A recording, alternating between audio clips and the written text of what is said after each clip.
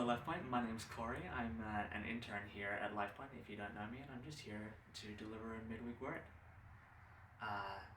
Last week and these last few weeks, we've been talking about relationships. We've been talking about pressure points. And I want to talk about some beautiful relationships, but also some pressure points in my life, some relationships in my life, and that's my family. Yeah, my family have been beautiful relationships in my life, but definitely points of stress, definitely points of trial, and something that I wanted to talk about is last Sunday, Dan spoke about making choices in our relationships, decisions in our relationships to influence our relationships. And I think sometimes with family, we feel like our family is the relationships that we're stuck with, that we're born into, relationships that we can't necessarily do anything about, and that's just the way they are. Our family's just the way they are. But for me, last year, I made a decision, I made a choice. After about 11 years of non-contact, I intentionally made a decision to speak to my mother, to reconnect with my mother. And I just wanted to talk about, for me, what the decision looked like, what that choice looked like, what went into that. I want to bring it back to the Bible. I want to talk about a verse that changed my life, and that verse is Ephesians 4, verses 25 to 28. And this comes right after Paul is speaking about a unified body of Christ. He's speaking about a church family. And then right after that, when he speaks about the importance of being family, he's saying, what does it look like to be a family? How do we be a family together? And I'm just going to read from my phone, and Ephesians 4, 25 to 28 reads like this. Therefore, each of you must put off falsehood and speak truthfully to your neighbor, for we are all members of one body. In your anger, do not sin. Do not let the sun go down while you are still angry, and do not give the devil a foothold. Anyone who has been stealing must steal no longer, but must work, doing something useful with their hands, that they may have something to share with those in need.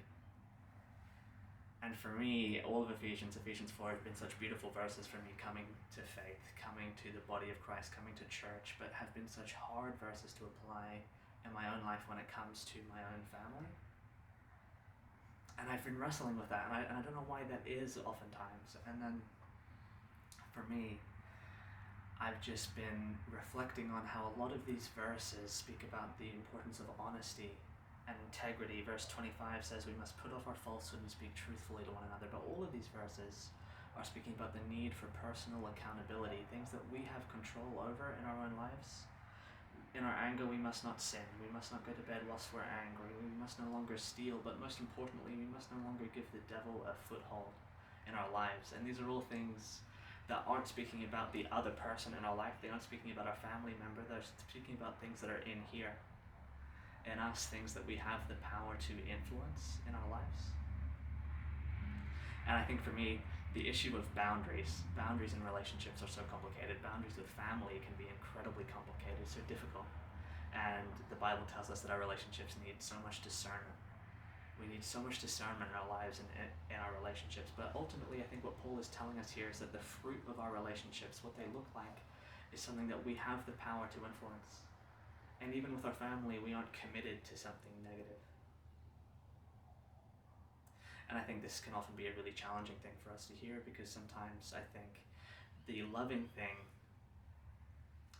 when we're in a relationship with God, what we're called to in our life, we often live in difficult situations, and our relationships can be really difficult. That's what this sermon is about. That's what this series is about. Our relationships are often really difficult. They can be pressure points in our lives. And the difficult things in our life, we're called to be in relationship with God, to depend on God, to hear from God. Sometimes our relationships, though, they can be really noisy. It can be difficult for us in these relationships to hear ourselves, to feel like we can be heard, or to hear from others, or to hear from God. And sometimes it's necessary for us to take a step back, to reconnect with God, to know how to love better. Sometimes we're in relationships where we feel like anger is winning all the time, or we're giving the devil a foothold all the time, and then maybe we do need to take a step back. And I don't know what God's telling you right now about your relationships, about things that you're feeling pressured in. Maybe you're being told to take a step back.